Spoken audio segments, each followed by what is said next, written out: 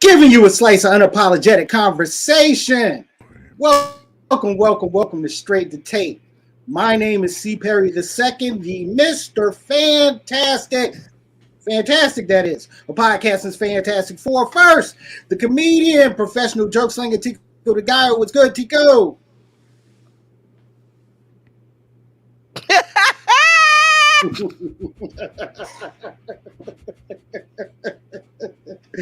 Stole my joke. You My stole my joke. ears bleeding. Perry, That was very loud, Perry. you're talking through your computer again, bro, not your microphone. Yeah, that was Hold on, let me check my settings here. Yeah, Lord, Oh, shut up, mercy. Rob. Shut up, Rob. Tico, just say hey to the people. Yeah, go ahead and introduce yourself. Shit. What's up, people? How you living? Definitely very softer than we are right now. But hey, good to see you. Good to be seen. I don't even know if I'm talking loud. Am I talking loud? No, you're not talking sound loud. Nah, good, you're bro. fine. You're Okay, fine. that was You're like fine. You're that was like fine. a concussion. How you bomb. know, Perry? Yeah, how you know? How you know? You, Because you don't even know how you He sound. he Oh, sounds and fine. you still, He sounds fine through my headphones. We're not going to talk about StreamYard this evening. We're not I going to talk will about give Perry props because he did attempt to sound check before we went live, and he did sound good. He was talking through his microphone feed. I don't know what happened between what I'm saying that 30 seconds or a minute to now, but you're good. You're good, P. In Rob's book. Hey, For all of us. anyway, right. And of course, the first lady of S2T, the quintessential hip hop mom, Keisha with a Y. Was good, Kate? What's good, y'all? It's Keisha with a Y, aka Hip Hop Mom, aka we fluding out this week, Mom, and your mom's favorite mom. And what you got going on this week? I am going to Pittsburgh, Okay. Pennsylvania, to go to one of my favorite Twitch DJs' 50th birthday party. Nice. I'm excited for it. Nice. I'm Who is that DJ? It's Selected 720. Okay. He is a real. I'm not gonna call him a music snob, but he's real persnickety. So he plays all kind of versions of songs, and then he basically cusses people out for either not liking them or not knowing them. So kind of fucks with that a lot. But yeah, I'm official name tag bearer for all of the Twitchians because we've been in these communities for 3 years, almost over 3 years. And most of us have never met each other in person, so this will be the first time I'm meeting a lot of my internet friends, which I thought I would never have. Talking about my kids meeting people on the internet and actually building relationships with them, but it's happened to me. That sounds like taking your kid to a gaming convention. It really does. Oh well, yes. It's Once kinda the same there, thing. yeah, absolutely. Like we got to. I used to before the boys could drive. I used to take them to this gaming convention in Virginia, and we'd get there Thursday, and we'd go to the spot to pick up their tags and tickets and T-shirts and all their swag or whatever before we checked into the hotel. And like we drive up, and I park, and these dudes get out the car, dapping people up. I'm like, who are those people? Oh yeah, they live in Japan, or oh yeah, they live in California. So, same thing. I'm eating my words. Yeah. Well, I mean, look, hip hop momming, that's what you do. And then, no, that's a beautiful thing to get together with your community like that. And of course, our social media assassin, ladies and gentlemen, Rob the Actual. Was good, Rob? It's all good. The sound is good. The sound is good now, so it's all good. You know what I mean? Um, we're straight. We're straight to tape, and we're good to go. We're good to go. Ding. Um, before I get any further, Rob, your boy got fired today. What were your thoughts? Man, look, it is what it is, bro. I mean, I after Sunday, man, I'm just like, I, I don't. It is what it is, man. I mean, somebody had to be the scapegoat, I guess, and it was Doc Rivers. So, Yeah.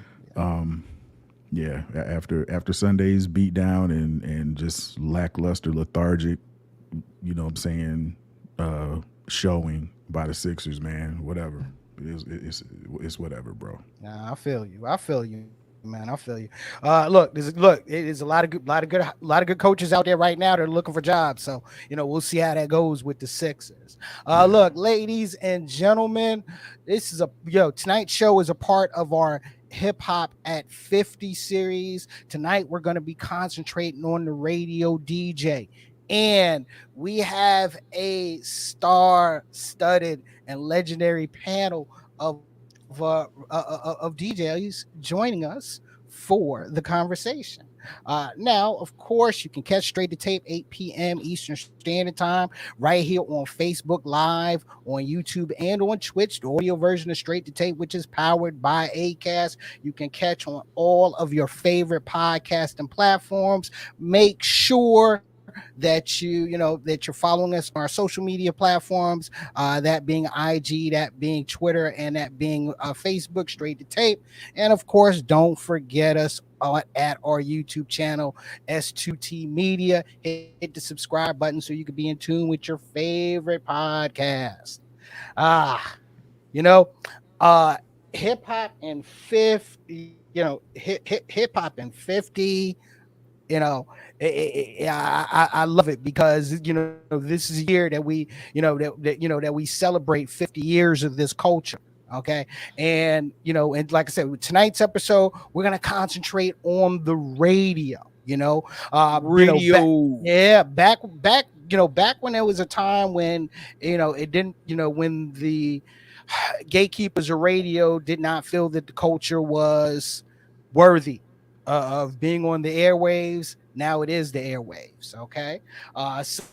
So to join us in that discussion, like I said, we got some, we definitely got some great guests coming on to discuss that. First person that I want to introduce, he is a member of the mix squad. The mix squad, WCCG. Ladies and gentlemen, please welcome DJ Ike Jeter to Straight to Tape. What is good, fam? What's happening? How's everybody doing? First of all, right off rip, I want that Rockers T-shirt. That Rockers. I knew you were gonna say that. I need that Rockers hoodie, bro. You know what I'm saying? I actually got one. I just need to lose about 40 pounds. I could get back in it, but yeah, I got a Rockers hoodie from back in the day. This is an original Rockers hoodie, and I got an original Sound Bombing first edition LRG jacket. Also, stop playing Sound Bombing. Wow. Yeah. Wow. Sir. So, do you have sneakers backlit in the background? Oh yeah. Oh, snap! We got the LED Jones and okay. I'm seeing you. I see the setup, bro. Okay. Yo, I came in ready, man. And here's someone else that's coming in ready as well. Look. Talking about experience from the streets to the clubs to radio. Okay, and you can normally catch him on Sundays on on Hot 97.9. Ladies and gentlemen, DJ Billy Bill. Hey, friend. Hey, friend. Hey, people. What's going on? Great evening to you. Billy Bill's been a minute, bro. How you doing? Yeah, I'm chilling, man. We're still hanging, doing what we do. All right. Hey, y'all. Billy Bill DJ'd my wedding. Fun hip hop fact. moment. Hey, Fun That's a fact. That's a fact. That's a fun fact. it's a That's a fact. great fun fact. It's not No fun one, anymore. no I'm one else divorced. can ever say that. No one else can No. ever say that I DJ And no one else her will wedding. ever say that. Did the party last Yeah. longer than the honeymoon? The party. I was 6 months pregnant, so I didn't get the party. I just watched everybody party. But yes, I it was a remember that. party. It was the remember. room was. I was sober and the room was swirling. Wow. Basically. Wow. Yeah, I remember. That Miss means you you did a great- Sunday. Man, the weekend got caught up with me all at one moment. When I came home for Mother's Day, I sat down and I was like, nope. But Mhm. we'll do it again. Almost Got you. definitely. And the host of the Street Flavors Mix Show, WXTU, Duke Radio, staple and legend. Ladies and gentlemen, welcome DJ Samps to Straight to Tape. Samps, what's good? Sam's the homie. What's up, bro? Y'all can hear me? Oh yeah, Yeah, We can hear you. Okay. We can hear you. How y'all doing? I like this. That's what's up. Yeah, make yourself at home, brother. Thank you. Welcome. Yes. I didn't know we was having We- drinks. I would have had something on the side, you know. We cuss and we drink. So, it's not drink champs, but we're champions at both of those things. Very much Absolutely. so. Very much so. Very much so. and finally, God, a very, very experienced hip hop radio veteran on air and in programming.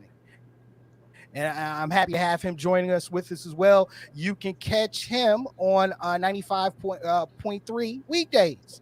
Ladies and gentlemen, B Pays joining us on Straight All to right, Tape. all right, What all is right. up? Oh, What's There it up? is. Came here all I'm gonna show you. raucous, if will. This is my WXDU picture from back in the day. Me, Well, DJ hold on, Matt, wait. and Diamond D. Look at that right there, 1997. Look at that right there. Wow. Yo, I got a picture with him in that same corner. Wow. It was a meet and greet with Smokehouse, right? It absolutely was. Yep. What Absolutely station was that? That was Skinny Pays. That was That was- like And our I- record pool. And my hairline was great back then too. Right. My hairline was extraordinary back then. This man comes with receipts I off almost top. thought that was pretty nice. I almost thought it was pretty nice. Receipts. Yeah, that was like 97. I had just graduated East Carolina, so that was like 97. Yep. Wow. I So, remember that. I remember that day. The Mhm. legendary Smokehouse DJ record pool. Wow. Yeah, Absolutely. Yeah. Let me get my station logo T-shirt in here. Hold on. There you Get it straight. Look, you staying on brand. I Staying got- on brand. Brand, Hey, hey, they pay the bills right now. I gotta do what I gotta do. Brand recognition is everything. Absolutely. Absolutely. Well, look, I'm going to ask each of y'all, okay? Because, there's DJing and there's, taking it, taking it to the airways. All right. So I got to ask from each of y'all, what inspired y'all to, want to be on the air with this music? I'll go. College radios what started me. Okay. WZMB, East Carolina University. I started there in '94, in my sophomore year of college, and that's kind of where I was at. That's where I was at, and I just got the bug, man. I started doing it, and I just went to some conventions and got to go, see some artists, and I interviewed Biggie back in '95 at ECU, and that was like after I interviewed him, that was it. I was stuck. I'ma So do this this. is Right. this is what I want to do, and then I just kind of started moving up I started working in radio, and I'm 20 commercial radio. I'm 25 years in this year, so this is my 25th anniversary. Because my first job was Power 98 in Charlotte, 1998. That was my first gig out of college. So, 25 years in. It's what I love. It's what I do. You hooked us up third day when we came out to Greenville. I was managing Third Day, and we did either a show or a radio. I remember that. Yep, Yeah. absolutely, absolutely Appreciate that. remember that. This was on Absolutely. Third Day. Yep. Yeah, we used to have the Cackalack Radio Coalition back in the day. It was like Butter Team, it was Mike and Bro Rab and Matt and Courtney, and we used to go to these different conferences around the nation. Like it'd be like the Bay Area Radio Coalition, be like the Atlanta Area Radio Coalition, and we would go like represent the Carolinas on these panels and stuff. And we went to San Diego, San Francisco, we were in Puerto DC. Rico, yeah, everywhere. DC, yeah, everywhere. So let me ask you. So I know because I'm OG and y'all know me from back in the days. I danced at most of y'all parties. Anywho, uh, so like technology today, right? As kids, grabbing two turntables and getting the techniques with it, was the shit, or having that piece of equipment was the shit now. So, do you feel like some of do you feel as though the training of cats really not spending like learning the basics of mixing, where you can just mash a button to blend now? You know what I'm saying? Do you think that hinders the cats, or do you think that is they just using what they got at this particular time and moment? I mean, you know what I'm saying? Instead of just, or do you think that they don't go back and study the history as such, like with the records? I know that's a mean, long trip. for me, I feel like if someone wants to put DJ in front of their name, whether they're starting off on a controller or whether they're starting off on turntables, like they're gonna want to know the history, and they're gonna do their homework on a lineage of what it is. Like me, I'm still a turntable guy. I don't own a controller, and any DJs that come up under me, like if you want to come up, you're gonna have to learn on the turntables. Like my kids learned on the turntables, but I don't think anything's wrong with the new generation of DJs because it's going to keep the culture going forward. You know what I mean? So like there's a time and a place for everything, but I just think that even as a DJ starting out, if you're on a controller, still go back and learn the history of where it started at. Learn about the belt-driven turntables that Grandmaster Flash learn how to dissect and make it a direct drive. You know what I mean? Like just learn the story and learn the history of it. Just so you have that knowledge to be able to pass on to the next generation of DJs. Yeah, But absolutely. It's like learning to drive a 5-speed, right? And then that was my first car. That's all my parents owned, 5-speeds. So that's how I learned how to drive. But then you fast forward to today, and they don't make those kind of shifters anymore. They're weird and stupid. Well, I always thought there's a different. There's there's DJs and then there's turntablists. Like Bill's a fucking turntablist. Like there's DJs that can get and go play records at a party and do their thing, but then there's like guys that get creative, and So I think I've always thought there was when I hire mixers for my radio stations, like I'm hard on mixers, like not to be like an asshole or anything, but like I don't hire whack mixers. I never have. I mean, my squad right now at the Beat, Skaz, Bro Rab, Delmatic, Deluxe.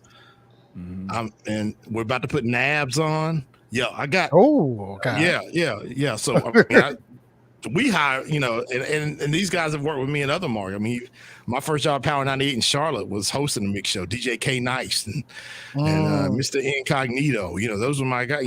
That's how I learned. You know what I'm saying? So I think there's a difference, and anybody can play music, but it's something to be a DJ turntablist.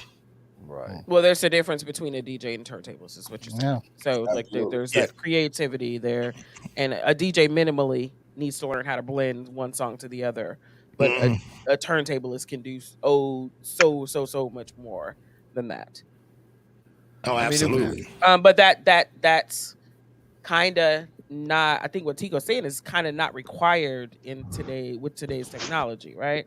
That's not required to know how to. Definitely, the turntablist is off the board because you definitely need to know how to do that. But even blending songs, like I saw on Spotify, I was making a playlist, and I could actually make my playlist as opposed to making a playlist. I can make a blend list, so the damn app will blend the songs together, like put them in the sequence them and put them in the right order and then blend them from one song to the other for me. All I have to do is pick the songs. See, but again, that's when I say, because hip hop is always changing and it's always going to be that. And if you're a real, true b-boy, b-girl, you know this. So the way that things are going now. So with the whole like AI type situation, when Ain't that some? like Oh, like sorry. like I'm sorry. San Antonio Spurs just got the first pick. Ain't that some shit? What? You know what? We don't do that on this show. Yes, we do. Damn! Yes, we. Hold yes, up! the hell Hold we up! do. Hold up! yes, they, yes, Oh, they do. wait! And Yes, I'm they I'm do. sorry. leaving. Back. I'm knew that was sorry. gonna happen. I'm sorry. I got to divert. Okay, but when the best player in this draft is a player from France, San Antonio got the first pick. Really? Hornets got number 2. Oh wow. All right, go ahead. I'm sorry. Fuck. Sorry, yeah. so- Sorry, man. I'm with you. I'm sorry. Sorry, B. I'm with you on that. We're usually So- back at number 7 or 8th pick at that point. That's crazy. So I'm thinking like, damn, I forgot what the fuck I was talking about. Anyway, look, let me tell you something. I love the technology that's out right now, and I love the Serato, and I love what cats are doing with that, right?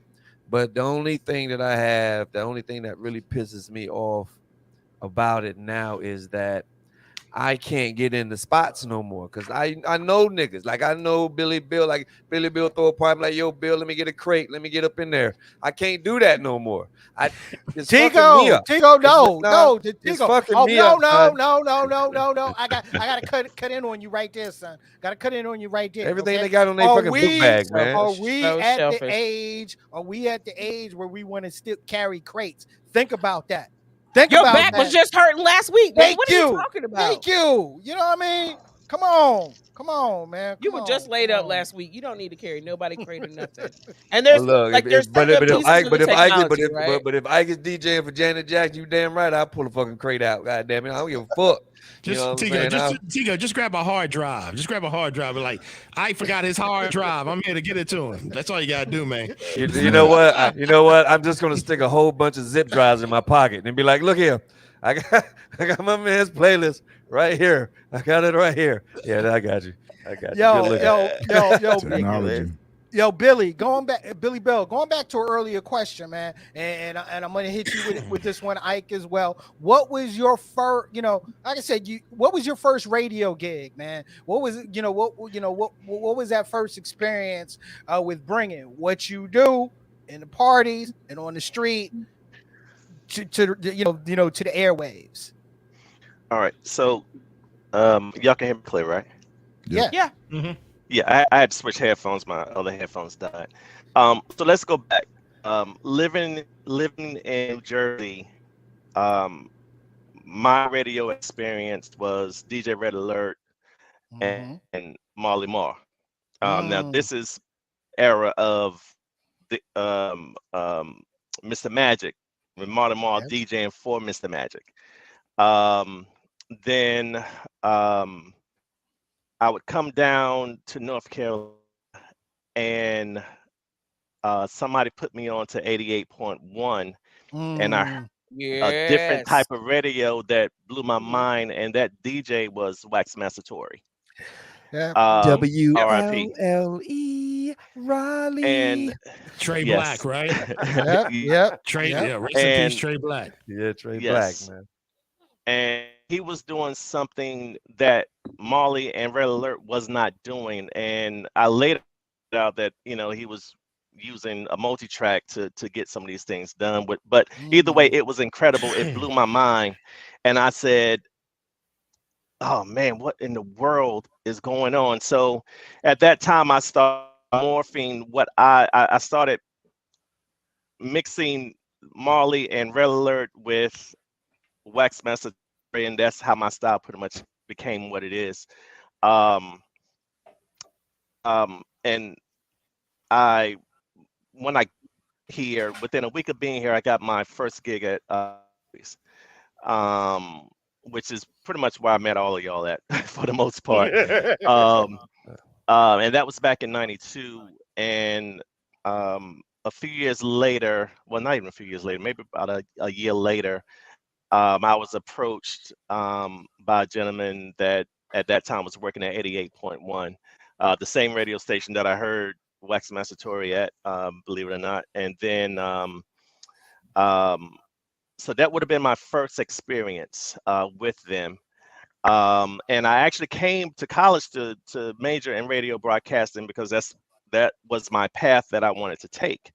Until I got to 97.5, and my first week there was a eye opener for radio. It was totally different than I thought it was, and they brought me in, but they wanted me to do what they wanted me to do versus what I do. Yeah, I hear that a lot.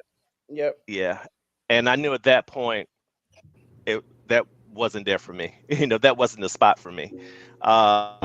So I pulled back, and I just went back to the streets and to the club as I normally did, and I traveled the country, DJing all over, and it ultimately ended me back at radio. And the wonderful part about it is I'm able to do what I want to do at this point. My is every Sunday from 6 to 9, and I have 100% creative control over the show. Have from day one and still do, which I definitely appreciate. And last, commenting on what you all were saying about as far as like what Tico was saying actually about DJing and how we feel about it.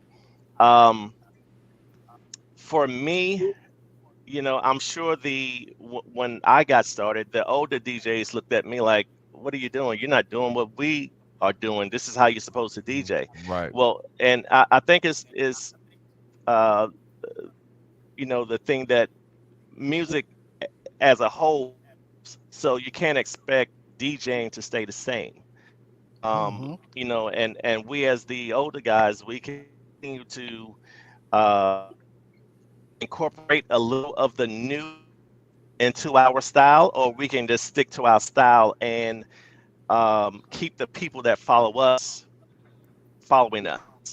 And I try to incorporate a little bit. I'm not a fan of playing 500 records in one night. That's not what I do. I am more of a, let the record breathe a little bit, because that's somebody's favorite song.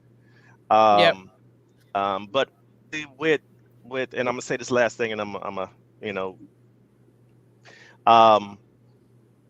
I got bored with DJing with Serato. So I picked up a new hobby, and I went back to vinyl, and I actually DJ with 7-inch records now. Wow. Which get back, to the essence. And again, if you know how to mix, vinyl will show whether or not if you are really real. And so now I'm not. This man tried to teach me how to DJ, and my brain doesn't work like that. So, and then the pandemic happened, so I stopped trying. Yeah. Because technology, the thing is, I remember when we're from vinyl to CDs. Well, cats were a little upset from the CD cats were upset. The vinyl cats were upset with the CD cats. Then some of the vinyl cats went to CDs, and the CD cats went to Serato, and the CD cats were mad at the Serato cat. So one thing I learned in this business, especially in the business that I'm in, technology is going to keep moving whether you like it or not. I mean, it's going to be what it. If you'd have told me 15 years ago, when somebody voice tracked their radio show, I'd be like, man, them some suckers. They ain't live. Them some suckers. They voice tracking they shit. Let me tell you something. Every syndicated morning show you listen to now, if you listen to Harvey or Smiley or if you listen to DL in the afternoons or even me, I voice track a lot. Shit, I ain't gonna lie. I mean, it is what it is, but that's just because it's technology. Yeah. I be in the radio, but then I be somewhere else. Like and the pandemic made it even more prevalent to do this shit. I mean, you see where I'm at. Like, I can do my show right from the house here. Like, yeah. I mean, I can do it right from the house. So that's where it's at now. So technology is going to stop. I don't really hate on the younger cats because I never wanted to be that guy. I get on rappers about this shit too. Like, listen, you don't have to like the music. But like, there's no reason to hate. Yeah, don't hate on them younger cats. That fucking grumpy old hip hop man. Because I remember like 94, 95 when 93 when Wu-Tang came out. I remember like them 80s R&B motherfuckers like, man, what the fuck is this shit? You know what I'm saying? They're like, what is this Wu-Tang shit? I mean, they'll tell you. Listen, I came up in radio when hip hop started to become. When I started, we were day party. It was after 6 o'clock. 6 o'clock's when you got the hip hop joints, and then it started in 97, 98. The Puff shit and all that. It started to move. Started to move mainstream more day. It moved up during the day, went in the afternoons, and it went to middays, and then it just busted wide open in the early 2000s. So you got to move with this industry, man. You can't sit down and be still. And you can respect the industry, respect the culture. The only thing I get pissed off about in this fucking culture is we're the only music brand that old school rappers cannot release a new record and get it on radio. And get it on radio. Bingo. Yeah. Bingo. Right. I mean, we are the only. And I listen. One of my close friends is Chubb Rock. Chubb's my guy. I've worked for Chubb a couple times, and I help him with his nationally syndicated show on the weekends. We talk about this shit all the time. I've heard 15 fucking records he has. He had a record with Eric Roberson that is ridiculous. But the urban AC stations are scared to play old school hip hop. They're like, my stations, we're completely a gold-based station, so we don't play current records. But we are the only fucking format that does this to our pioneers. Yeah. Celine Dion could drop a fucking record tomorrow and get on an AC station. Yep. Yeah. We're the only ones that do this, and I'll never understand that. I'm not a huge conspiracy theorist, but are we? Because is it a we or is it a them? A they? I think that it's a because to be able to do that, game, right?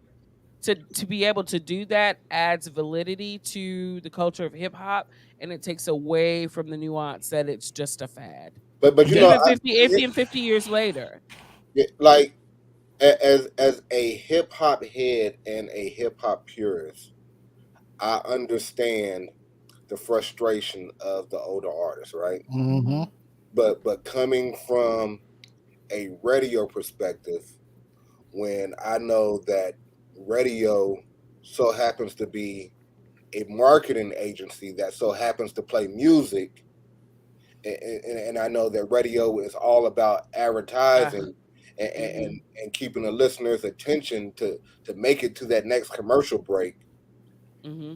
I see why they kind of push us out, and other genres of music don't push us out. You feel what I'm saying? Like, they're all about who's tuned into the radio at that time. That they're commercial based, and any given time, like we listen to the radio while we might have the radio on while we at work. You know what I mean? Mm-hmm. Most of us are streaming now. You know what I mean? Like we're streaming. Honestly, I haven't listened to the radio in probably 8 years. Like for more than you have a streaming platform. You know what I mean? So and there's a lot of people that don't. I mean, I have this conversation every day, and I'm a radio guy. This is what I do. You know, I married my wife, I told my wife, this is what I do. I'm like a fucking college basketball coach. This is the only thing I'm ever going to fucking do. So if you don't like radio, this might not be the train you want to jump on.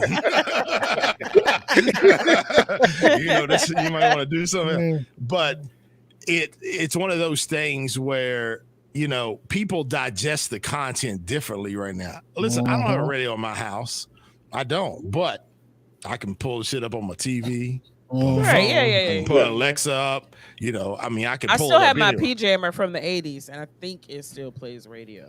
Possibly. Well, yeah, and listen, you know, I go out if I want to listen to it like in real time, like, because, you know, it's a little bit delayed on the apps and stuff like that. I'll just pop it in my car real quick and listen. But we just digest content differently, and you know, it was so, you know, it's dope that Bill and I got these shows that still honor our legends and are still be able to, you know, put it out on terrestrial radio, because that's important to me. Yep. Well, when we launched this station in December of 21. I came on in May of 22. It was important for me that, you know, before I did my deal with this station, was I needed to make sure I had some creative content control. Now I work for the biggest fucking company in America, iHeart. It's the motherfucking Walmart of radio. You can go in that motherfucker and get anything you want to. You can get you can get a beef jerky or a t-shirt. You know what I'm saying? This motherfucker. So that's how iHeart. Yeah, exactly. Everything. And so it's one of those things where I wanted to make sure creatively, you know, I could have some content. So, you know, okay, can I bring on the mixers that I want to bring? And the guys I brought on for reasons. Right. You know what I'm saying? Me and Bro Rab had a relationship. He's DJ everywhere I've been, but Bro Rab has name recognition in the market. He's a DJ for Kid and Play. He's got same with Skaz and Kane, you know. You know, Delmatic and Deluxe has been in the market for a long time. So like, you have to trust me to know that I know what the fuck I'm talking about. Absolutely. Yeah. And I have a regional, you know, when we're all built in these radio stations, we have regional guys, and the regional guy believed in me. Like, he believed in, you know, what I wanted to do. So, you know, I'm blessed to be able to do that part. You know what I'm saying? But yeah, radio is, you know, but I'm gonna tell you, everything, all this shit comes in cycles, man. It all comes back around, and this shit is coming back around again. And you know, I tell folks all one time, they ask me, it's like, why has your station been successful here? Because we're, you know, when you were growing up, you know, these stations, you know, in the 90s, there was white stations that played classic hits. That's all they played was gold-based records. Well, that's what we do. We're the urban version of that. You know, Foxy played some of the shit, but they didn't want to get too hip-hop. You know, K97.5 went straight young. So we came up, what we did, we came up in the fucking, so, I listen, I know you guys are Foxy, but if I heard another goddamn Luther Vandross record, you know, them motherfuckers played every Luther Vandross record there was at one time. I mean, I saw they played. Paz, you talking about Luther. I saw they database one time. They had 17 Luther records in fucking rotation. Dude. They look. I can't stand it. I'm sorry. All the Luthers. This is not dissing this artist, but I can't stand the station where if I turn back, where every 2 hours I'm hearing Jaheim. I'm sorry, I can't do it. I can't. And that's the battle we have in the format that I'm in. There's a lot of stations that try to lean it a little bit more rhythmic than the mainstream. Now, we're lucky enough that, like I said, I got a little bit of creative control in this thing. So regionally, I play regional records. And when I say regional record, I play records that I grew up in this area. I grew up in the Carolinas. I was at Plum Crazies getting fucked up in 97. Like, I know all these. I know the records that move. Like, I know Lights Camera Action is going to move the crowd here. Like, I know, I know Quiet Storm Remix is going to move. I know Get Money is going to move the crowd.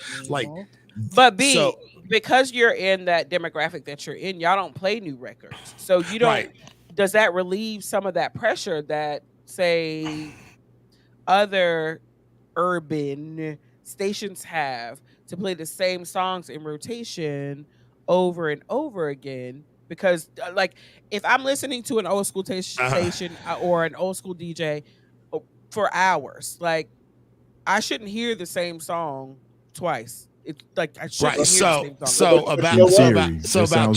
So about 20 years ago, Nielsen came with this thing called PPM. This is our rating. This is the from Arbitron. So this is what we go by. It's people that use meters, and it's fucked up. It's all fucked up. But so the reason you'll hear a hip hop station play a record 102 times a week. So, like I said, you can look at K975, and right now they're probably playing Lil Uzi Vert probably 99 times a week. Okay.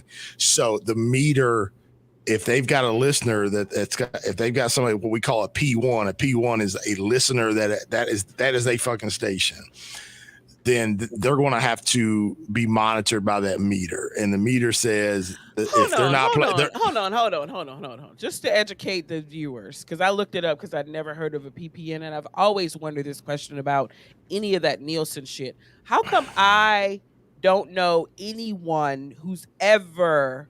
I think I got one Nielsen rating, and I'm almost 50 years old. So back in the day, it was a diary survey, and they sent me like diary. $5. Let me see you. Back in the day, diaries was the shit, because you get a motherfucker to say, if you had Tom Jordan on back in the day, this motherfucker like, I love Tom Jordan. He write that shit in the diary, and you get a bunch of fucking ratings off of it.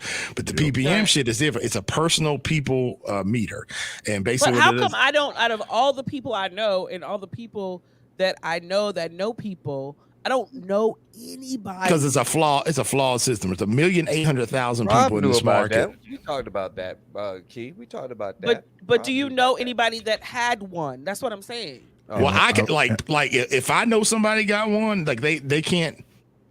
There's a little you bit can't know anybody that got one. Like if my wife Kendra got one right now, we have to like report the shit. Like, oh yeah, because I tell her. It's like the boot. It's like the boot babes. Like the boot babes. Somebody. If my wife got a meter, I tell her to stand in front of the radio for 24 hours. Just stand right there. Just keep the radio right in front of you. Just keep it right in front of you. I have known one person in the history of ever that had a Nielsen. And I'm not even talking about radio. I'm just talking about a Nielsen ratings box TV from box. back in the day. Box, TV, whatever. TV box. One person. It's flawed as fuck. There's 1,800,000 people in this market. They monitor the ratings off of 175 meters. I believe it. That's what they off of 175 meters. And they're probably strategically placed. Listen, I look at these. So we get weekly. Not to get y'all deep in the woods, right? But we get weekly ratings where we can see where it's at. So like we were doing great mornings and afternoons. Then somebody that had a meter for us switched jobs and went to third shift. Fucked us all up. We started to lose. Like, we started to lose ratings because she wasn't listening to the radio like that anymore. Oh. And that's how this shit works. Single person, yeah. And if you see nationwide, hip hop stations on the mainstream side are struggling with PPM. It don't matter where. You can go look at New York. Power 105 in New York has a 2.2. Hot 97.9 has a 2.3. Back in the day, they had 7 and 8 shares, man. Exactly. Wow. But isn't that because the record has to be played at the exact well, the meter just picks up. Yeah, the meter. Or does it because it does it pick up like mixes and stuff like that? Yeah, it's not the radio. It's the station. It just picks up the station. Yeah, it just picks up. It don't matter what station. It doesn't matter what they're playing. Yeah. What you're talking about, Pico, is media based and BDS as far as reporting songs. Like certain songs. Yeah, so there are. Nielsen's going to have to figure this shit out sooner or later because so they're not in cahoots together. So it's not. That's two separate entities y'all talking about. So right? Media Base is actually owned by the company. iHeart owns Live Nation and Media Base. They don't. Yeah, that's actual. That's kind of where that is. But it's not a conflict of interest at all. Not at all. Not at all. Not at all. As long as I got a direct deposit on every other Friday. Baby, stop it. And my 8-year-old daughter says, "Hey, Daddy, let's go to McDonald's." All right. That's like eBay owning PayPal. So, Mm-hmm. but that's where it is. But what happened? What happened was about 2 or 3 years ago. The format that I've got when the pandemic hit, the format that I'm in, a throwback format, the pandemic helped the throwback format. And let me tell you why. Because cats were stuck in their house and they wanted to be nostalgic about good times. And they wanted to feel good about they were stuck, they were pissed off about the pandemic. They didn't feel like, so they wanted to hear records that made them feel good. And these throwback formats have started to explode because we are the black classic hits. There's white classic hit stations. They've been around forever, but we are the black classic hits. You know, Foxy plays some of these records, but they still play, phony people. They still play some new R&B. I don't play anything. I play everything from '88 to 2017. We go 5 years back. We'll start to move that radar up here, next year. We'll go 2018. So you'll hear Drake, but you'll hear Rob Bass. You'll hear Big, but you'll hear, you can hear Waka, No Hands. You can hear all those records. Okay. Me being me, as I am, me being me. When I hear that on the radio and it's played like that, I know I'm old. So it's like, you know what I'm saying? I sit back and I collect all the songs in my mind, and I think, like, because I'm 52 now.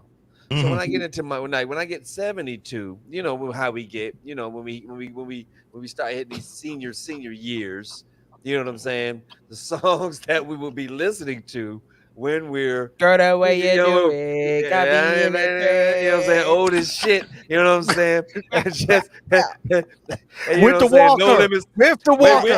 walker, no limit soldiers and shit, you know what I'm saying, you know what I'm saying. So so I remember when I rode on top of that tank. When I rode that tank, man. Hey, let me tell you. Look, listen. My wife's a 45-year-old African American female. Could be bougie at times, but we in the car and goddamn, it ain't my fault. Come on, that motherfucker. She goes back to 1998, and she's at goddamn power company in Durham, losing her goddamn mind on Wednesday night.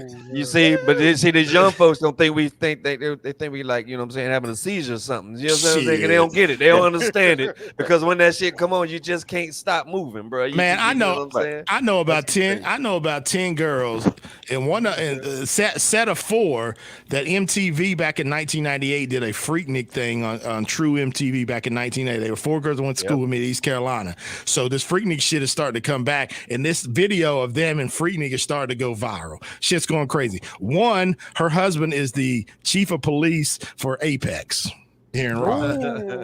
Okay, the other one lives where, but they weren't doing anything bad, but it's 98. They were in the video, yeah. They're in the video. There's actually a lawsuit to stay that there was like 4, like one's a judge, one's a something, the other one's something, another something. Yeah, I know one of them. And they have filed a lawsuit to stay that, because I don't think them niggas got permission to. We don't listen. I could tell you.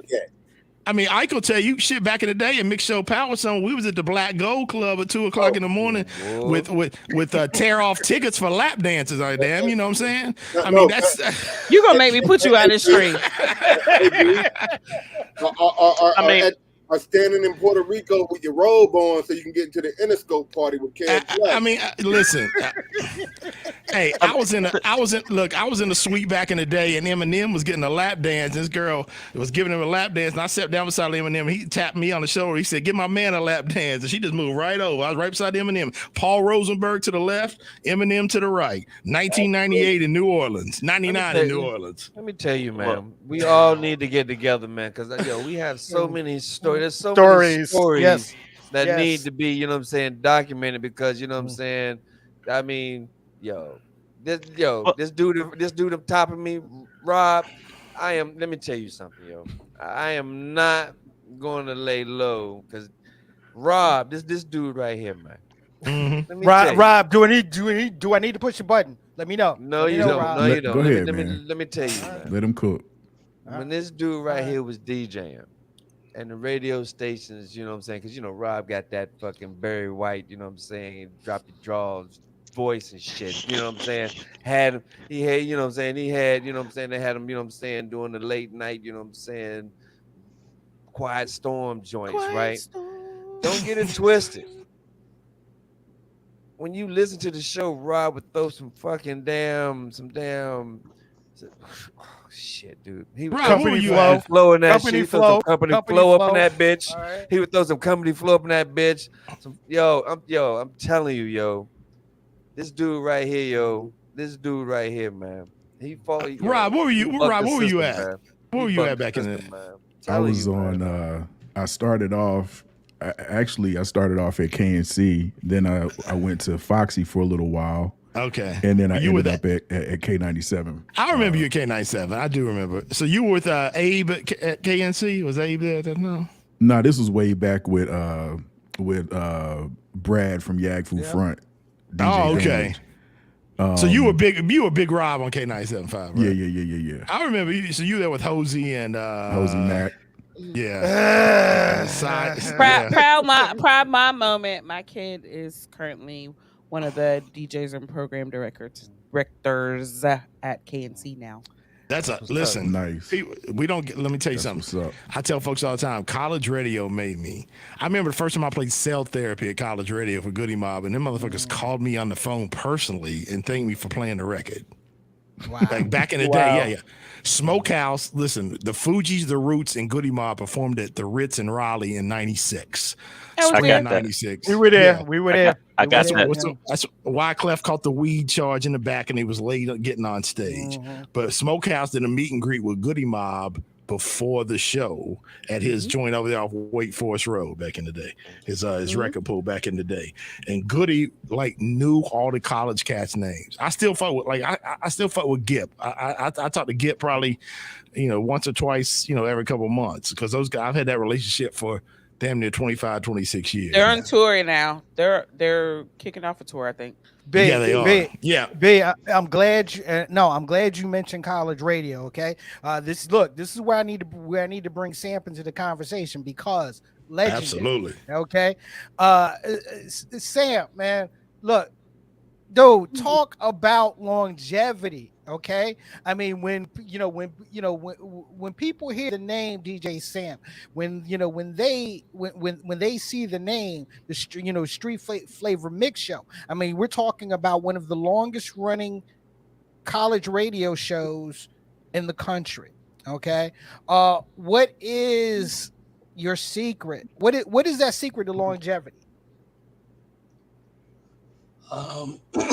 Well, my path is a little bit different from. It started out the same, but a little bit different. Ended differently, where I was a hip hop fan head first, and I was the guy that went to the radio station. Ooh, I'm big. I can't get back.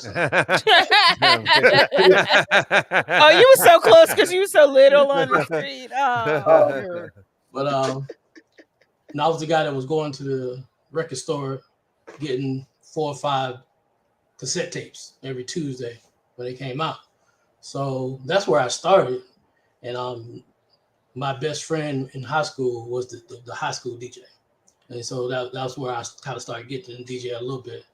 And we went to Central, and he became my roommate sophomore year. So that's when I actually started DJing with him. He really didn't want to DJ anymore, so I used to take his stuff, and a friend of mine, we started trying to do little parties and stuff. And that's when I got into the record pool. So we started trying to do parties, and you're lugging all those crates, 10, 15 crates. You get out to the party, and then all they wanted to hear was Biggie, Tupac, and a few other songs. So out of those 10, 12 crates, you really only needed like 1 crate, maybe 2 max, if you wanted to get into some house or club, reggae or something. But pretty much 1 or 2 crates. I was like, man, this is not fun because was in the record pool getting 30, 40 records a week. And we were getting like remixes, new songs, all kinds of stuff like that. And at some point, I got saw an email or a post at WXDU, and they said they were looking for, hip hop DJs, and said you got to, make a blend tape, and then send it in or bring it up to the station. So I spent like, you get your songs together, get your tape and you practice it, and I did it like 4 or 5 times. I finally got the mix all the way through for 30 minutes. Okay, I'm gonna get this. Brought up to the tape. I remember her name, Lisa Lynn. She called me back like, I don't know, like the next day, 2 days later, said, "When can you start?" I was like, "What?" So I got up there and I found out that DJ Mad from the Butter Team, he was the main one. Him and I think Mike Nice was up there too at that point. And then all the Butter Team came through. They're all coming through. But that's where I started. That was May of '94. And so the good thing, I think the one thing that kept me there for so long is, one, I didn't really want to go to commercial radio because I did want, as you were saying earlier, I wanted to be able to play what I wanted to play. And they wanted me to play what I wanted to play. They at Duke University, if you listen to anything other than the hip hop shows, you're gonna be like, what in the world are they playing? Because it's like the most eclectic stuff. Birds chirping for 30 minutes. It's like crazy. You don't know what's going on. But the hip hop shows, they trusted us and say, hey, you do what you want to do. Just don't say no cuss words. Don't play no cuss words. Keep it, like it's supposed to. And that's been really, it's part of them. They're like hands off. Yeah. And that's kind of how I stayed in there. And I still use my love of hip hop. I don't have to worry about making money at it. I made that decision. There are some people that if you want to be a DJ and make money at it, you got to make that decision that, hey, you might not be able to play everything you want to. And you're going to have to play some stuff that you don't like. And I didn't want to do that. So that's why I never really moved. I trained a few people that went to 97.5. And they're like, hey, why don't you come over? Like, nah, that's okay. I'm good. So I got me a job. That pays my bills, and I DJ on the side. That's my setup. That's what made me want to stay doing it, because I'm pretty sure that if I had to go and have to play some of these songs, especially now, some of these songs that's out right now, I wouldn't be there right where I am right now. So let me ask y'all something. That's called adulting, right? Yeah. Like I like my job and I like what I do. It has nothing to do with music, but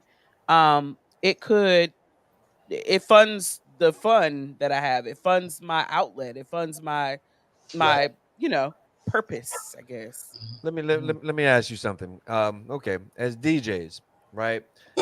As we were kids, we were like, okay, we like hip hop, boom, boom, boom, boom. So I know that samples have gotten you all into different genres of music. For me personally, because I'm a dancer, and because I'm from Raleigh, and the only way that I could listen to Michael Jackson or see Michael Jackson or Lionel Richie or Run DMC doing a video was night tracks. Like I had to listen to like Phil Collins and Twisted Sister and all that other stuff, and that got me into other genres of music, right? So was it breaking down the samples that got you into different genres of music, or was it just something that was differently like played in the house, like maybe your mom's or your grandma's, you know what I'm saying? Because it was always in my house, you know what I'm saying, from Liquor House all the way to, you know what I'm saying, Aretha Franklin, so when it comes out to like just getting away from the hip hop part of it, but it's really not, because you know what I'm saying, because that's how hip hop takes from everything. But what got you all into like different genres of type of music, man? I mean, I'm a '70s baby, so I remember when MTV first came out. You feel what I'm saying? Mm-hmm. And in order to see the Run DMC video on MTV, like you had to look at the Dire Straits video, you had to look at the Phil Collins video, you had to look at the Thompson's Twin video. Then you might see Run DMC. Then you might see Eric B and Rakim. You feel what I'm saying? So like that's what kind of set me up. But I remember the first record that I ever had that was my record was a Hall and Oates record. You feel what I'm saying? Ooh, which one? Which one? Which one? I can't go for that. I can't Oh, go for that. man. Gotta be. No, I can't go for no, that. It had to be. no. No, it No had to be. can do. So, Because so, my first record that I bought with my own money was Get Off. Mm. You remember Okay. that? Foxy. Get Off. Foxy. Mine was my first 45 I bought was Delirious Prince, and on the B side was Darling Nikki. Wow. snap. Wow. Oh, Wow. snap. Your and I- parents were not monitoring your intake Yeah, at all. and I My took parents would let me listen to that shit. you What had about you, Caucasian- Samps? you had Caucasian parents. What about you, Sam? and, What and about you, that's Sam? and listen, like I grew up in, like my pops my dad is Spanish, so it's like, but he was a Motown motherfucker. Like he loved like Four Top. He'll go see the Four Tops until they around. He gonna go see him. Like he was a Motown guy. And I grew up. My mom was just like I grew up listening to, and this is probably one reason I got on fucking radio. I grew up listening like Rick Dees and Casey Kasem. You know, I would listen to the countdowns on the radio back in the day. The like national I would listen, syndicated shows. yeah. I would listen to it because I grew up until I was my dad was travel a lot, when I was growing up. So I didn't move to North Carolina until 87. So I had never been at a place where there was urban radio stations till I moved to North Carolina. And I moved to Salisbury, North Carolina. That's where I grew up. And I was halfway between Charlotte and Greensboro. So I got all the Greensboro shit, 102 Jams. I remember the day they launched and they played motherfucking Jam. Oh, they played that bitch like 24 hours a day until they launched it. And I grew up on Power 98. Back in the day was Skip Murphy in the morning. Like, it was, that's what I grew up on. So I never got to really experience an urban station 24/7. I got to experience top 40 stations. That might play New Edition Candy Girl, or they might play a Shaka Khan record or things like that. But you heard, like I said, you heard them other joints. You know what I'm saying? You heard, I mean, I love Phil. I got to see Phil Collins at a music convention one time, like a private fucking concert, but I lost my fucking mind. Like when he did In the Air. I have not seen him. When he did In the Air tonight, you couldn't tell me shit. Like that was like, you know what I'm saying? Like, but I grew up on U2. I love U2. I love, I love Nirvana. I love, the Hall and Oates and, cats like that. So In addition to the, go ahead. Yeah. So, and most of us are of age. So, like, even though my first record I bought, when I was 6 was a 45 of George Benson, Turn Your Love Around. Word. You still got it? I still got mine. Do I still have it? Yeah, I still got mine. Oh Lord. Hello. Oh wow. Awesome. Can we pause here for a minute? Bill, dope, do you have those shirts? Because I need one for when I go to Pittsburgh on that shirt you have on now. Yes, I need that shirt. We can get you one. Yeah, we can get you one. I need one like tomorrow because I'm leaving for Pittsburgh on Thursday. We can get you one. Yeah, I'll be by tomorrow. Yeah, so yeah, this is the first this is the first record I ever bought in my life. That's dope, that's dope, yo. But you have to understand, we came in an era where there was only Friday night videos, Case of Kasem, right, and those type things. So like, not only are we digging for records, we're still we had to dig for the rest of the parts of the culture. Correct. Right. So I remember buying Rock Me Amadeus. I got that too. I have that too. I got that too, son. Falco. I remember buying Tears for Fears, Shout. 45. Shout was like in regular rotation on every station, black or white. Black or white. Exactly. So it that era was until it started branching off, because early 80s there was much hip hop to go around. And then, so after the show, there still really wasn't that much. So it wasn't until around 86 that it really beefing up and started spreading out. So anything before 86, it was what it was. Mm-hmm. But we're thankful that we came up in an era where we had to be exposed to a lot of that stuff. And that's, when we talk about the difference with DJs now, you know, they're they're my DJs, a lot of them, and Yeah. you put them in front of a crowd of 100 people, they may not be able to control it. You put them in front of a crowd of 10,000 people, they may not be able to control it, because it's a different way of earning your stripes that get you prepared for those things. Right. Mm-hmm. And it makes a difference, to say, you went and you trained versus I got a laptop with some music Mhm. and a controller that I'm gonna start pushing some buttons just because it's the hottest song. It's a difference. Mm-hmm. Right. Yeah. Right. Mm-hmm. Right. So Right. Oh, absolutely. So look, let me tell you. So I ain't my experience with radio, like I said, I'm from Raleigh. So I um I went to Sports World one night, and at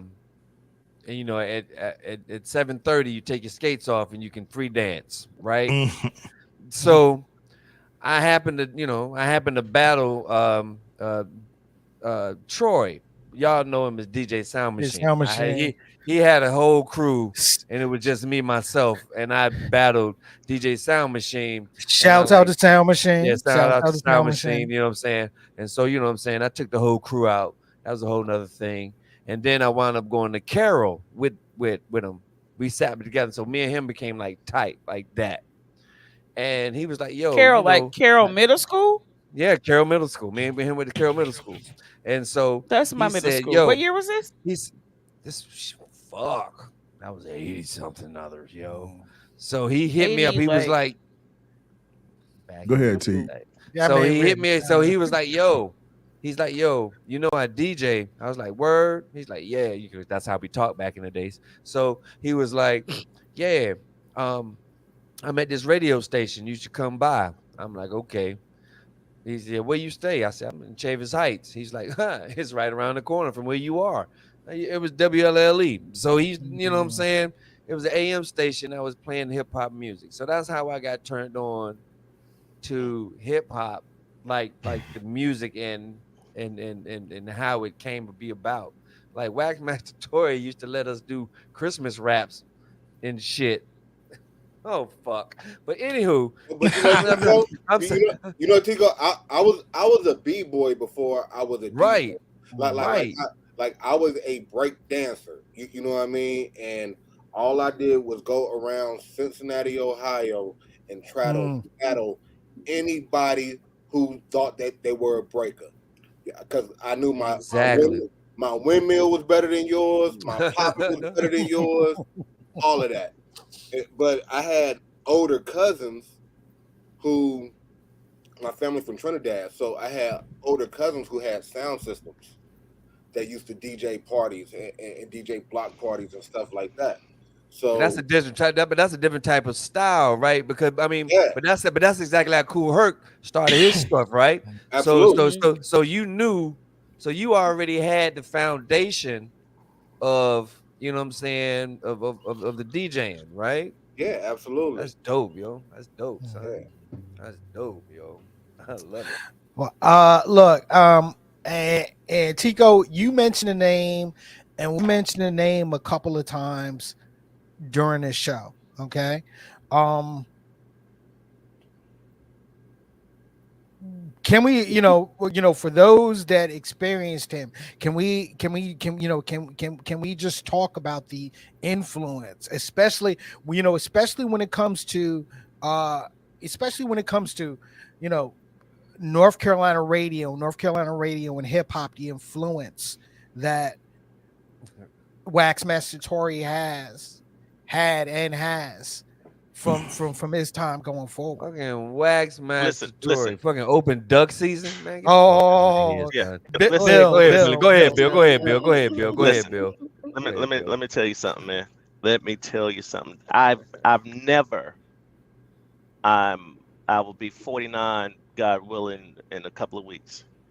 I've never I've heard some great shows, but I've never heard anything on that level. If you are fortunate enough to maybe type his name in on YouTube. Oh, he froze on me. Yeah. So I'll say this. I've got a Trey Black. I know them. I knew White Master before, but yeah, Trey, a friend of mine named Apollo, who is a radio guy, does a lot of voiceover work. He collects air checks, right? So he's got him and Trey were roommates at WJLB in Detroit. When Trey went up there to do WJLB in Detroit, they were roommates at that time. Are we still there? Yeah, we still. Okay, Okay. So I've got multiple air checks of Trey. Wow. I probably got 4 or 5 air checks of Trey from his commercial days at JLB in Detroit, New York. I'm like I do radio, but like I love to listen to old school air checks. Like like I find them. Hey, if you want to hear a dope air check, you need to check out. You see him on your news channel every day, Mr. Gilbert Bays. Oh yeah, I see Gilbert, the master of the super mix. When Gilbert Bays was on D103 FM in Fayetteville back absolutely. Back in the 80s, when I used to have to come down here to stay with my grandmother, and my grandmother stayed in Dunn, North Carolina. So so I would get sent to Cincinnati to have to come to North Carolina and stay in Dunn. And Gilbert Bays on D103 FM. When I say that man used to rock. I was from Fayetteville, so Gilbert's hot, man. You do like man. Let me tell you something. Man, I used to trip Gilbert during the pandemic. Gilbert would set up his turntables in the goddamn dining room. In the dining room, and go live on Facebook. Yeah, drinking goddamn cognac at 10 o'clock at night. Hear the lights flashing. I was like, this is some shit. I told my wife to get up one night. I was like, you gotta come and watch this shit. This shit is awesome. This shit is crazy. But no, I'll find those. I've got those Trey Black air checks. I'll get them to y'all so y'all can check them out. Let me ask you something, man. So, okay, so as y'all being DJs and digging in the crates and digging for and getting remixes that nobody else has have, right? Is it more easier now due to the technology where you could just like, what I'm saying, I don't know, or is it the same type of dig? You feel what I'm saying? Because Cash used to be like, okay, well, I got a remix to fucking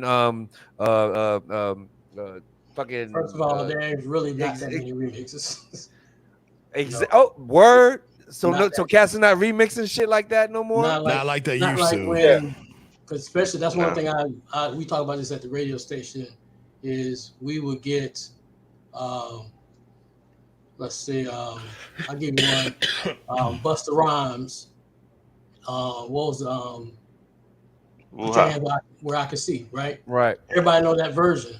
But on that 12-inch, it's a blue vinyl. Mm-hmm. It has 2 other remixes on it.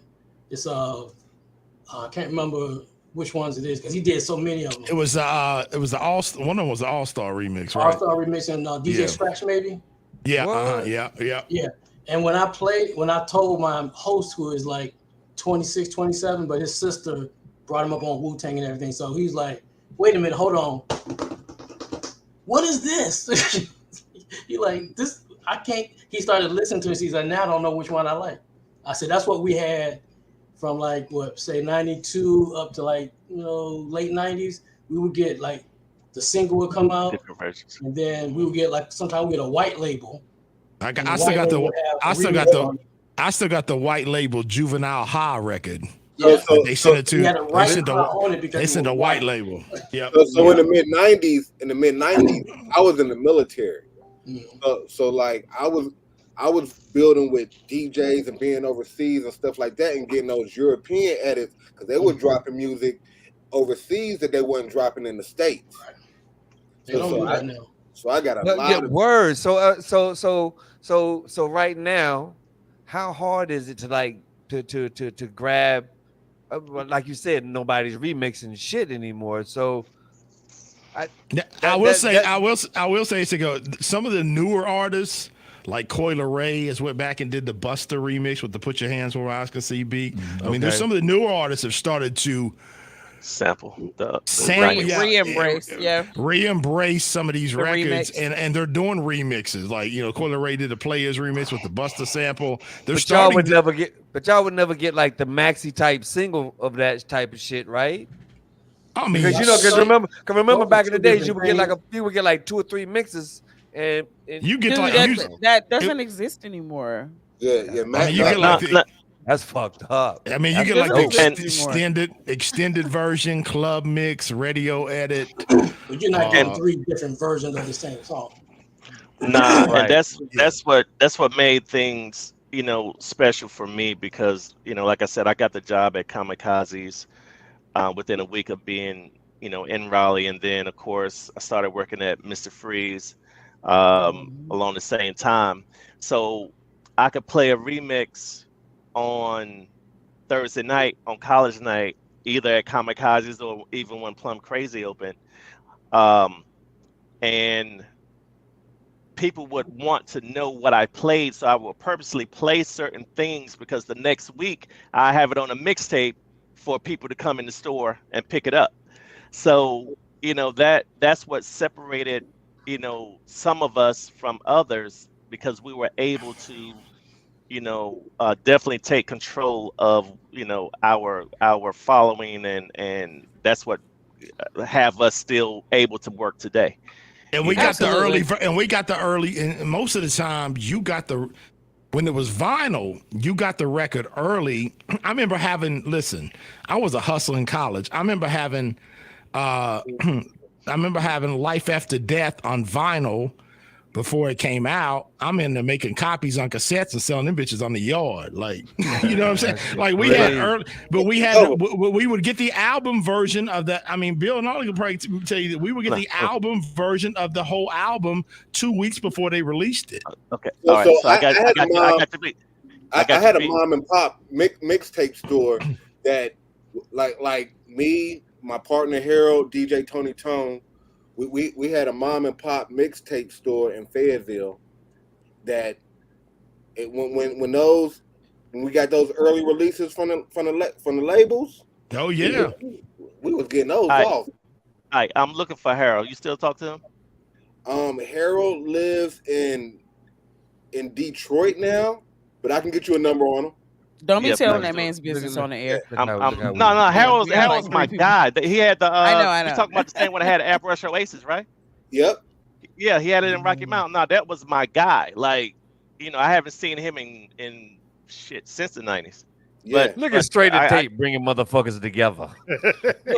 Yeah, that was my guy. So I will tell you guys that you guys just talked about. And I listen to live streaming DJs all day on Twitch, like all day. And there are still like those gatekeepers out there that have like a remix of like Michael Jackson remix with Busta Rhymes and Lil Uzi Vert, and they don't want to tell nobody like how to get it or where they got it from. Listen. Collie Park got one. Collie Park got one right now of Lil Uzi Vert with the Luke shit. Like, is fucking bananas. Like, get out. I mean, Collie Park do a lot. You know, a lot of remixes. But that was that crazy example. But it still goes on because those. And I've been wondering, like, why don't you just tell the niggas where you got shit from? I mean, I understand now through this conversation that shit is coveted. No, like Keisha, for real, like right now, a lot of those remixes, those DJs are creating them. Like, it's certain DJs that create remixes, and they circulate throughout those DJ circles. You know what I'm saying? But also, like, with everything on streaming platforms now, like you will be able to find those on certain streaming platforms, and the ones you can't find on streaming platforms, the DJs that create them have their own little Patreon accounts or whatever. Monetize. You know what I mean?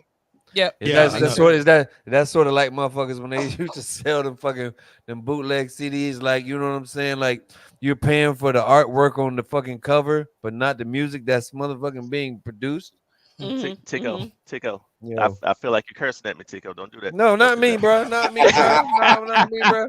I know the loophole, yo. I know the loopholes, yo. Let me tell I you, mean, if it's one thing about hip hop, and that's real shit, is that we made nothing, and we made something out of nothing.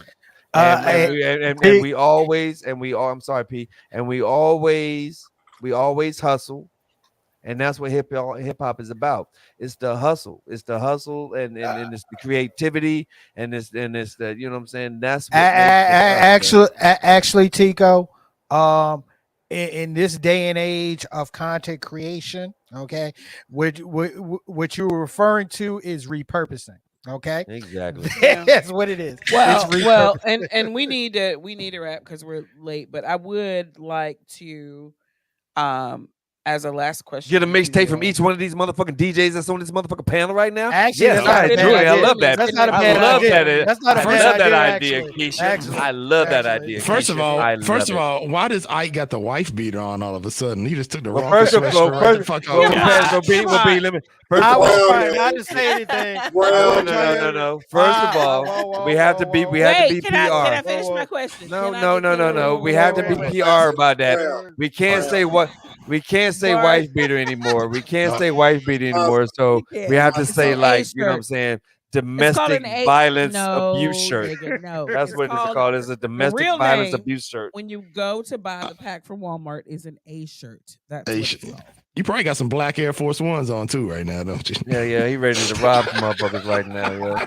He's ready to rob motherfuckers right I now, bribe yo. and I shoot, and I bribe. So, can I ask this question? Yes. So, we talked a lot about technology, and just full disclosure, I'm fucking scared of AI. Like, I don't. I've seen too We many all fucking are. movies Well, all my life. I am a sci-fi fan. We all here are. So, what are your thoughts on AI and how it will impact what you do? So, great question. Um, some That is a good things, question, Key. some things cannot be duplicated. You can't duplicate a haircut. You can't duplicate uh, uh, painting. Well, yes, you can. I've seen it. They got the robot painters, but even with radio, you can pick the songs. However, there's a certain manipulation that comes with picking the songs. That knowledge part of it. You can't duplicate. Either you have it or you don't have it. And again, that's what has separated the men from the boys in the DJ game. You know, whether or not if you're just gonna play Coolio because you think that's the hottest thing versus playing Black Moon. It depends. You have to have that knowledge and know your crowd and know your demographic. And I but don't I Bill, don't think but Billy Bill, let me. Okay, I understand exactly what Keisha's saying. So what if a DJ? So okay, Serato, prime example. Serato, you can take the highs out right, you can take the vocals out right, and you can just roll the bass right. So if you have that much control in your AI, how come I couldn't have Jay Z say some a bridge or something?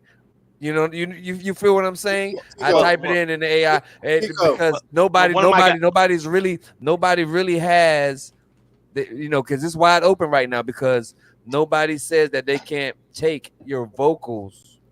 but Yo but yo but yo. what Billy is trying to say, Tico, is like every DJ, no matter what set you play, you could play the same records, but each time you play those records, you go play it different. Like every DJ is like a fingerprint. Right. You know what I mean? It's like a strand. Every DJ is like a strand of DNA. Like you might share some similarities. However, is one thing that's in that's going to make you distinct from every other DJ, from every other DJ that played that record. It's something that you do. It's something that you feel that will never be able to be replicated or duplicated. I don't care. Idea. I don't care if I play Yeah. If I know I got a set that I play and it contains 7 songs, I know every time I play those 7 songs, something's gonna be different about how I play those. Right. And I'll say that I say this all the time, and I love what D Nice did during the pandemic, but I knew 50 DJs that could have done the same sets he did during the pandemic. I was going to say I don't. Yeah, I was going to say I don't. Yeah. Everybody was patting him on the back.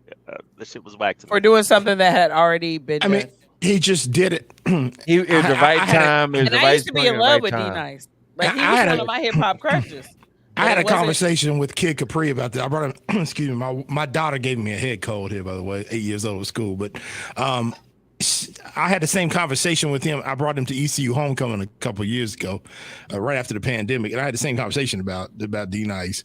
And he told me, he's like, look, B, I respect D for what he did, but he just did something that people latched onto quicker. But there was a million people doing those, doing those. I know people that was on Periscope, that's right. Periscope, Instagram, doing DJ Facebook, sets, and then eventually switch. I was doing this shit on Ustream in early 2000s. Well, and what Ike and Bill are saying though, it's just how you present it. I mean, this whole game is smoke and mirrors. Right. Just like in the radio, just like in the radio shit. Like I might go up against a competing station that we might play the same fucking records, play same songs, but it's how you present them and how you manage those songs on a daily basis. That's the difference that'll make you either rock or you're not going to rock. I mean, what you think, Samps? Go ahead. What you think, Samps?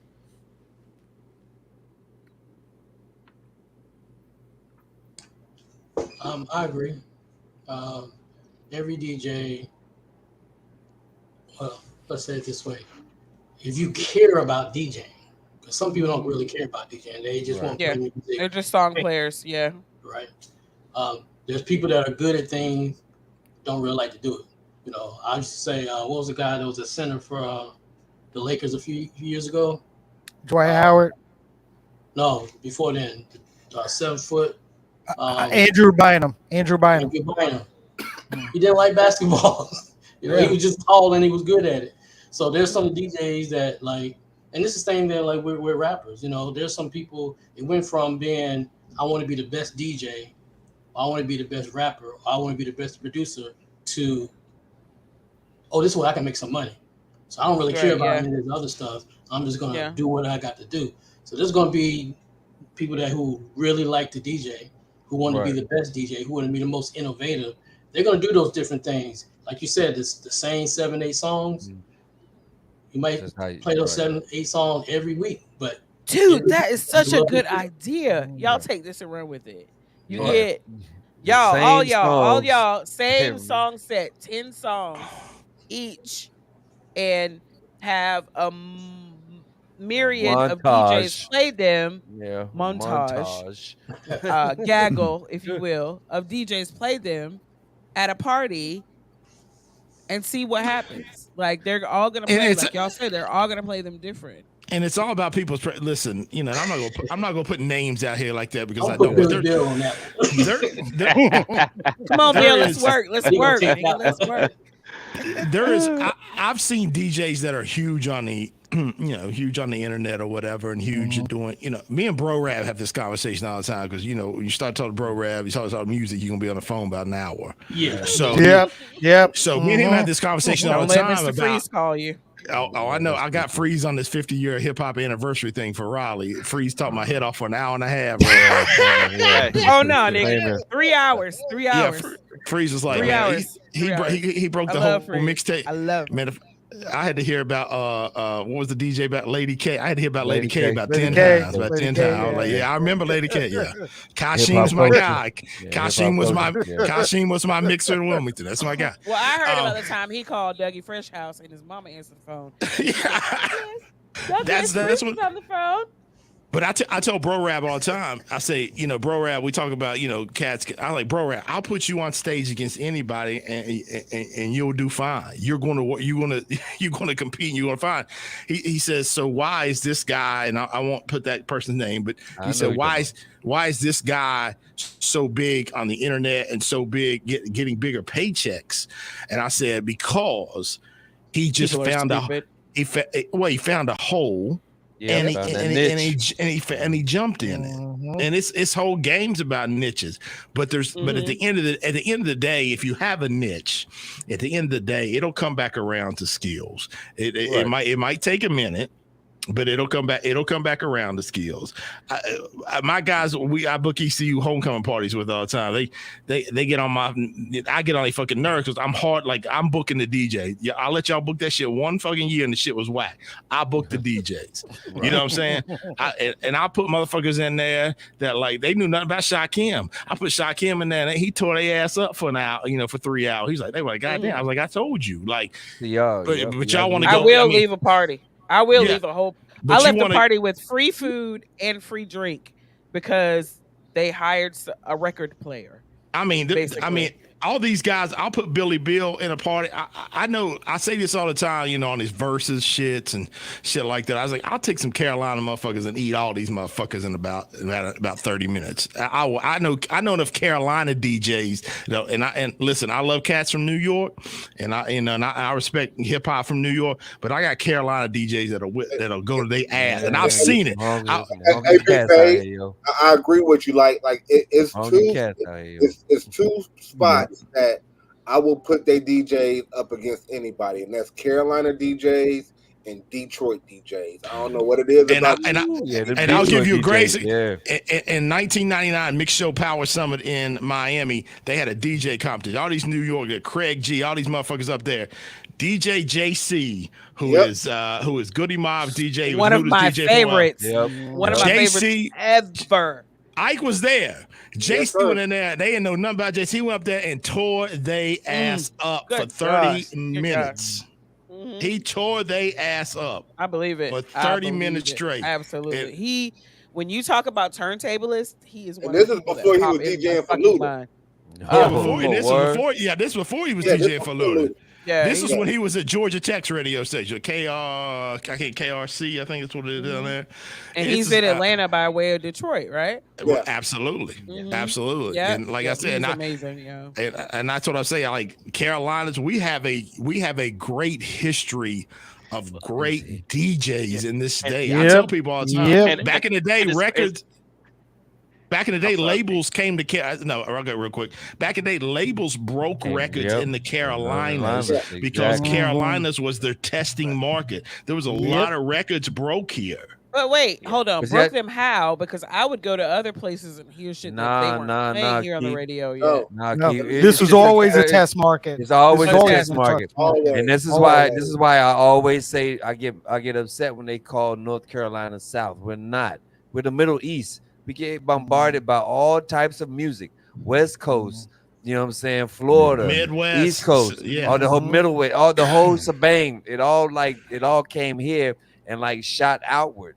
And but I get what you're saying, Key. Like some of the songs you be like, damn, I ain't never heard that shit. Like then it comes to North Carolina, you be like, it took a long time to get here, but to be a Carolina DJ, you got to be a versatile DJ. Exactly. You got to be. You got to be. You got to be able to play go-go. You got to be able to play reggae. You got to be able to play hip hop, Southern soul now. Southern soul now. Yeah, all that. I was. We got Fort Bragg. Like in my city, I got Fort Bragg right here. So I got people from all over the country. Exactly. And you have all these universities. I was in New York about a month ago, and I stopped by and saw Skip Dillard. He's the program director for the new throwback station in New York, 94.7 The Block. And me and him were talking about music. So in New York, at 94.7 The Block, that motherfucker can be straight fucking New York.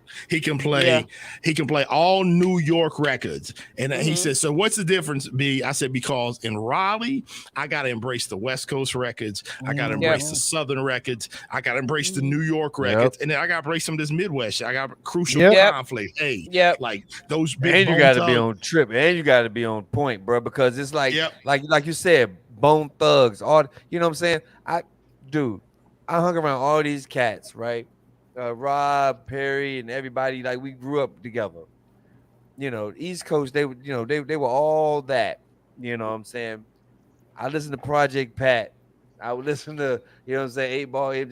I put that shit in. Cash didn't want to hear, but that's the shit that I listen to. You know what I'm saying? Because North Carolina is like that. We're just from it's a and I believe that's exactly why we could never get off with records like a Georgia or a Chicago or a Detroit, because Raleigh had, like, North Carolina had not one sound. Right. Raleigh, It didn't have had a one different sound. sound. Raleigh had a different sound than Charlotte. I worked in Yep. both markets. I can tell you, Charlotte in the late '90s was really early. Exactly. Shout out to my man Nate Quick, rest in peace, passed away about 15 years ago. He was one of the first guys to really embrace Southern records on the radio. Yep. How he first played Juvenile High. He played Ain't My Fault. He was playing all that shit. He played Luda, What's Your Fantasy early. Like, he played all that shit early. Charlotte borders South Carolina. Exactly. Like Charlotte borders South Carolina and is 3 hours from Atlanta. You feel what I'm saying? So depending on what year you grew up in and what demographic you was in North Carolina, like depending on what your sound was like in North Carolina. Because I know in Fayetteville was right off of I-95, the halfway spot between New York City and Miami, Florida. So we was got really, that Florida music. Yep. we was really East Coast driven. You know what I mean?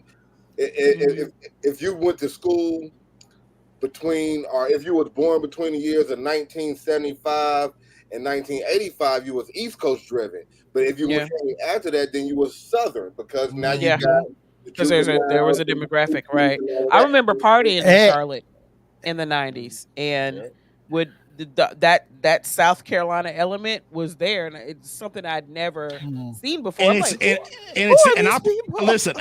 programmed for a Clear Channel at that time. I programmed in Columbia, South Carolina for 3 years. Okay, from 2007 to 2010, I programmed the hip hop station down there. Completely fucking different. South Carolina's got their own. I mean, I broke Lil Rue Nasty song on the fucking radio down there because that record was fucking huge. It was from Columbia, but they had their own shit down there. Columbia, I mean, they played those big records, but Columbia, South Carolina, Charleston, that Geechee shit, they got their own shit down there. Like exactly. Anything off of Highway 48. Yeah. Hey, look, I'm sorry, Pete.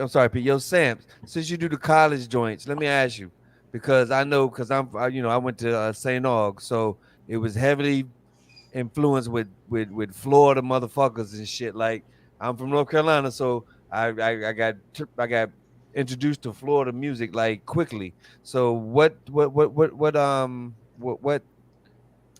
coast or what era right now do you see that's like popping right now? Because I Miami's like, seems like it's like doing this thing right now. Well, I'm a little different because I'm still more on the independent, underground, North Carolina, Virginia, obviously New York sound. So, I play, and I feel confident in saying this, I play more independent underground North Carolina artists, rappers, than anybody. Every week is littered, with North Carolina artists. But that's my thing that I like to do, because I'm from here. I never really moved anywhere else. When I got to the radio station, I was right there with the Butter team. So when they started doing their thing, I was right there. I got lucky that Ninth Wonder, I played his first remixes on the radio. Then all of a sudden, the Justice League started coming to the station. So that's where I started gearing my sound.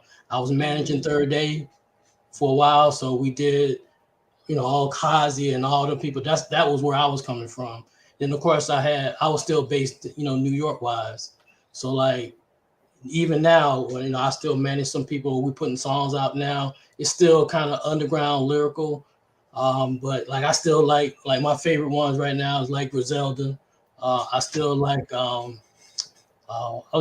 my favorite, just he's an older cat, but like he just dropped the album. I can't think of his name now. Anyway, I can't remember. But anyway, but he's in New York. He's from Brooklyn. Like he's super Brooklyn.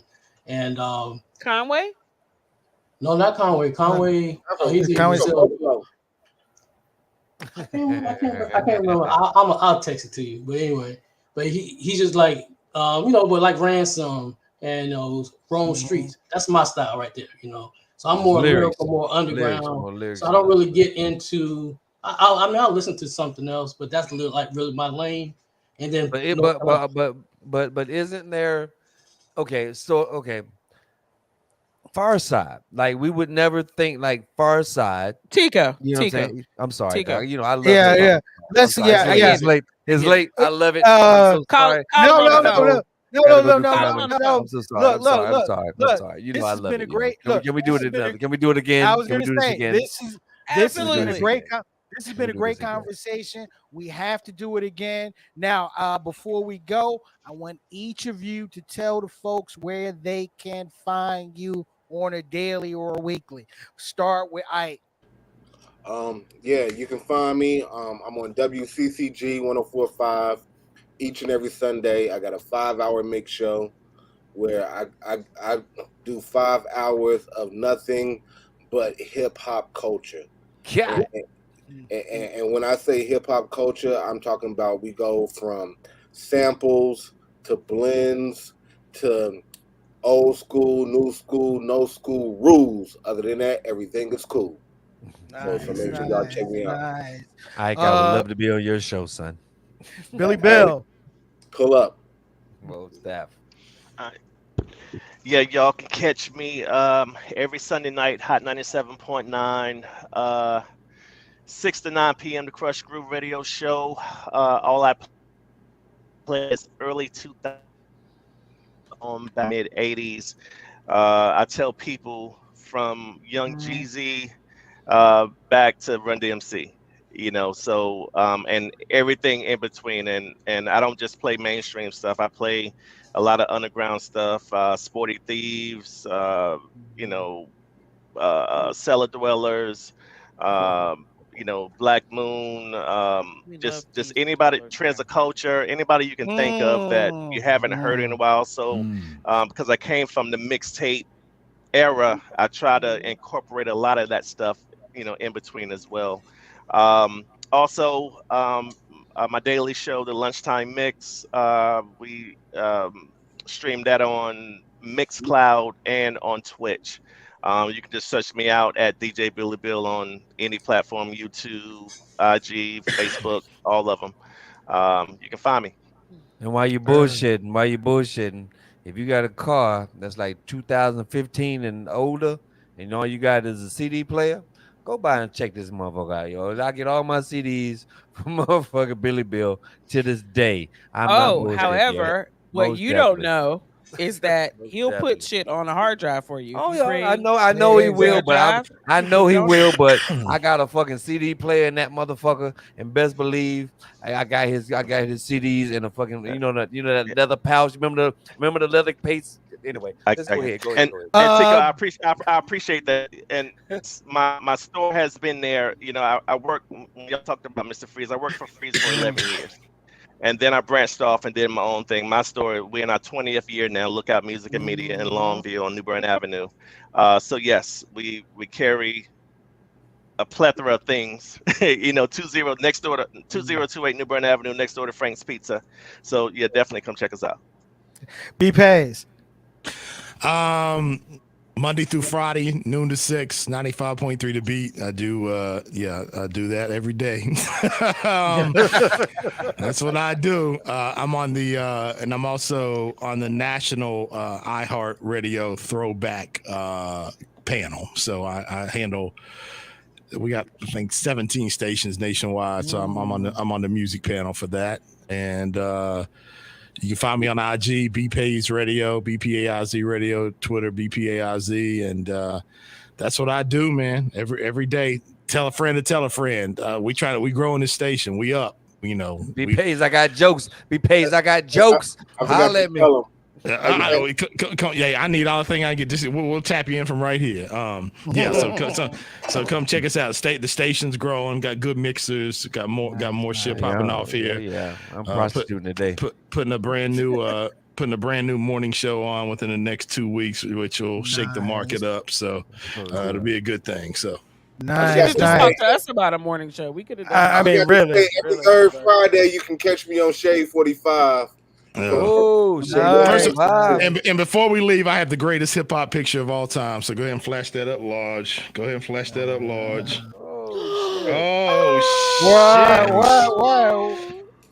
shit. Flash that up big. Oh, yeah. Damn. Yes. With a big L shirt on. With a big L shirt. With the big L shirt on. R.I.P. Big L. Oh, man. Wow. Props to DJ Premier. Yeah. I would throw my picture of Luke up, but you know what I'm saying. I don't think that'll be the right appropriate. And just to leave, I'll float one more up, just to float it. This nigga got a drawer of pictures. Look at this one right here. Playboy Mansion, 1999, Chronic album release party. I think I was there. Did he? I think I was there. Did he beat any women that night? No. He beat any women that night. I was in the. It was at the Playboy Mansion. I was in the caves with Eminem doing freestyle battles against motherfuckers. Okay. I was probably at the Grotto. I think I was there. Anyway. DJ Samps, what you got going on, bro? What you got going on? Every Friday night from 10 to midnight on Duke University Radio. I don't like Duke. I'm a Carolina fan, but I keep my music and my sports separate at the radio station. Right. We don't talk about it. Hey, long as we're not at the radio station, we can talk. But WXDU.org, that streams live. But you can just search for DJ Samps, DeeJay SAMPS. That's picks me up on everywhere. And this person I was telling you about was the Bad Seed. Okay. He's been around. I remember he had to be back with, I think it was Master Ace, like a long time ago. And all of a sudden, out of the blue, I started hearing his songs, and like, if you look him up, listen to him now, like you listen to him, like, sound like he like 25, like he own it, So that's the kind of stuff I be catching on. I still like that kind of music. So yeah, check him out. But yeah, I'm gonna check everybody. I'm going to find everybody. I'm sending y'all songs and everything. Let y'all know. Look, gentlemen, what you got? I got Uncle Red and Busy B. Don't make me start pulling. Don't make me start. Don't make me start pulling. No, we're not pulling out. We will be here. We will be here all night, gentlemen. Look, thank you for coming through the Straight to Tape. We gotta do this again. We're gonna have to schedule a part 2 of this, okay? Most definitely. How much are we over? Man, we've been over. Don't worry about it. Don't worry about it. We've been over. 1 hour? We ebb and flow. Do you want me to start pulling? Do you want me to start pulling the plaques off the wall, Ike? Is this where we want to go, Ike? I got a couple too. I got the autograph. I got the autograph KRS-One one right here. If you want to see it. I got all y'all. What's that? That's Tico with Ron Jeremy. All right, everybody, be quiet. Let's go. All right. Good night, y'all. Good night, later.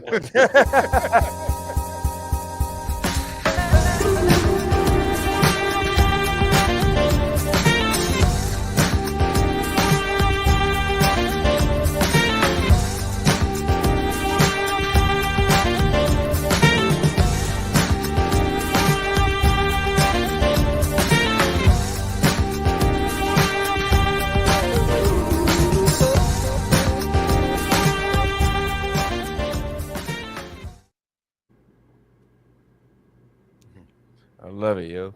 I love it. Yo, Ike, for real, man, we need to get up, man. And do let's things, man. Man. Definitely do it. Definitely. Yeah.